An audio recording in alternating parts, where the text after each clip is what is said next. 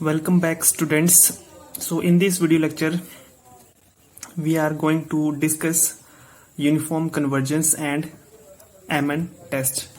So let's start with the definition of a uniform convergence. A sequence of functions f and x is said to be uniformly convergent on a set D to a function fx. D क्या है? D is domain of these functions, जहां से ये x की values आ रही हैं. ठीक है.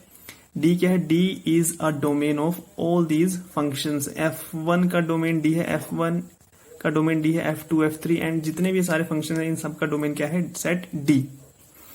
And this sequence of functions converges to a function f of x if for every given epsilon positive there exists a natural number m such that modulus or absolute value of fn x minus fx is less than this given epsilon for all n is greater than or equal to this natural number m, and this must hold for all x belongs to domain D. Domain D में जितने भी points होंगे, जितने भी elements होंगे, उन सब के लिए ये जो इनइक्वालिटी है दिस मस्ट होल्ड.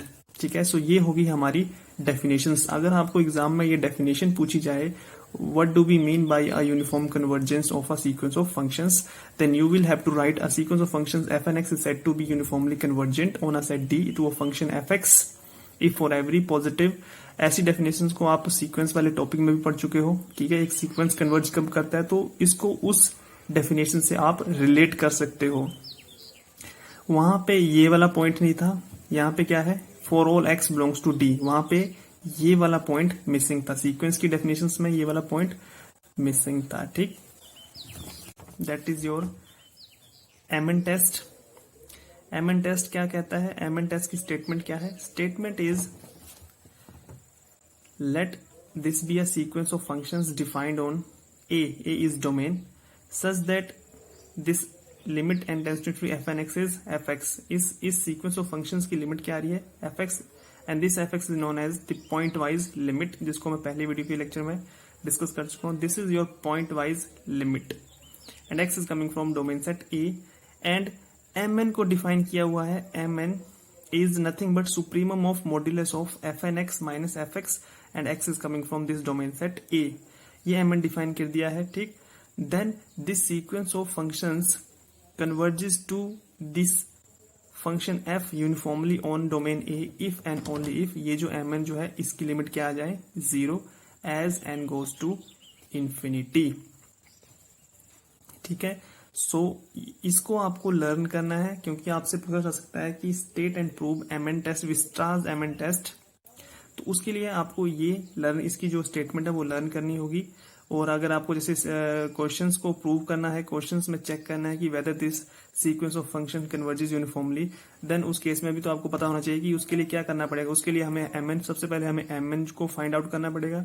फिर उस एमएन की हमें क्या लिमिट चेक करनी पड़ेगी कि वो mn जो है as n goes to infinity, अगर वो mn जो है वो 0 पे टेंड कर रहा है, देन विल से fn जो है fn converges to f uniformly on the domain set A. So चलिए इसका हम प्रूफ करते हैं mn टेस्ट का, विस्टार्स mn टेस्ट का.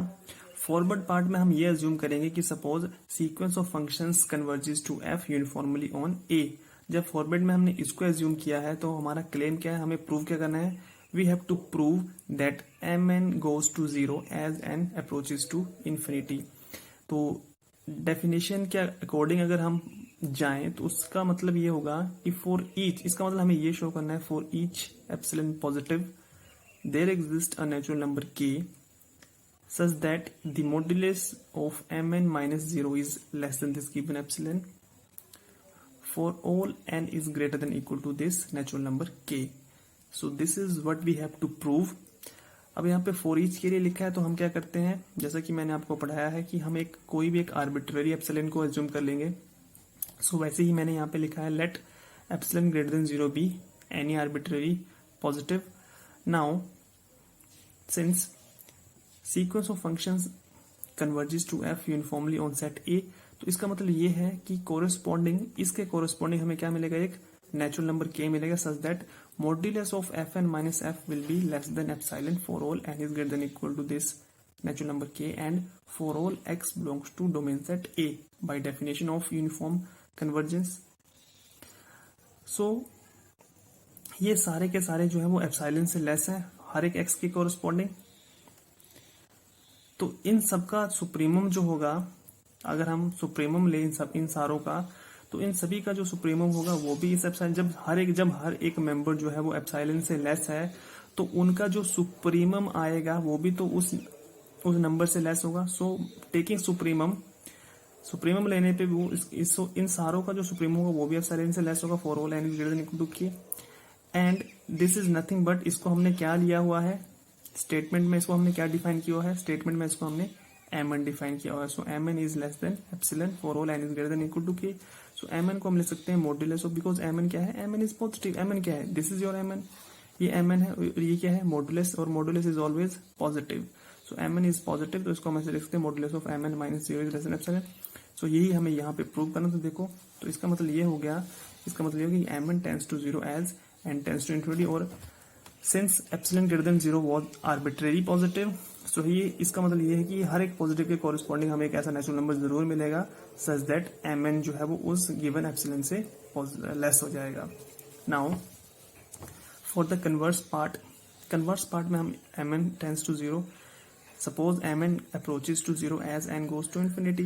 Now we have to prove that the sequence of functions fn this converges to f uniformly on a.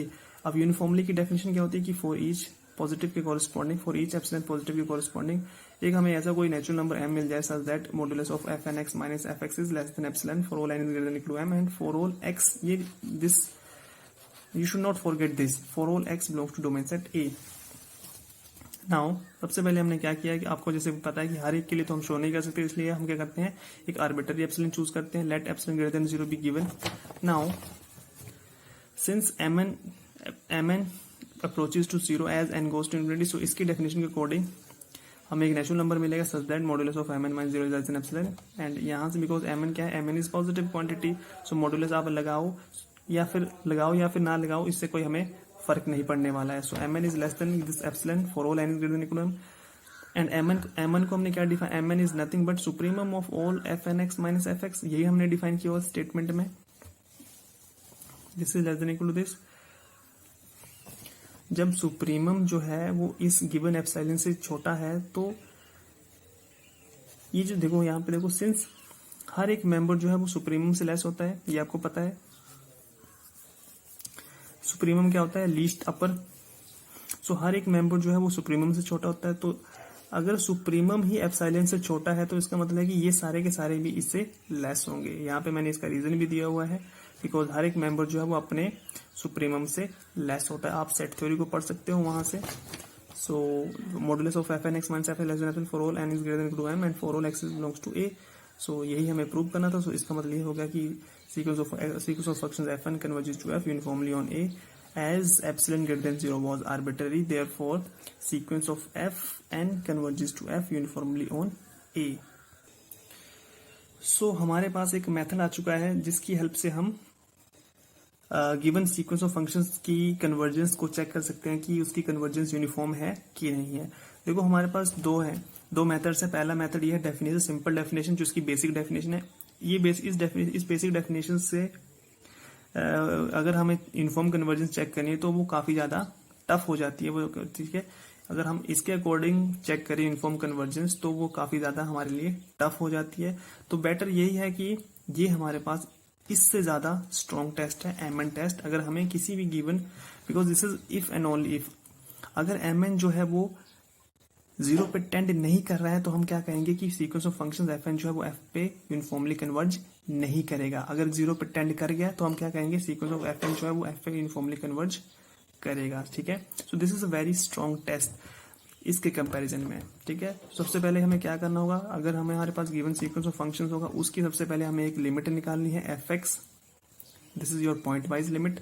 उसके बाद हमें क्या करना है mn कंस्ट्रक्ट करना है यूजिंग दिस fx। हमें क्या करना है mn को कंस्ट्रक्ट करना पड़ेगा। फिर हमें चेक करना है कि वो mn जो है वो 0 पे टेंड कर रहा है कि नहीं कर रहा है। अगर 0 पे टेंड कर गया इसका मतलब ये है कि वो जो गिवन सीक्वेंस ऑफ फंक्शंस है वो f पे यूनिफॉर्मली कन्वर्ज करेगा। अगर mn जो है वो 0 पे टेंड नहीं कर रहा है तो इसका मतलब ये है कि वो सीक्वेंस ऑफ फंक्शन जो है वो 0 यूनिफॉर्मली कन्वर्ज नहीं करेगा। Very very very very important as well as useful test.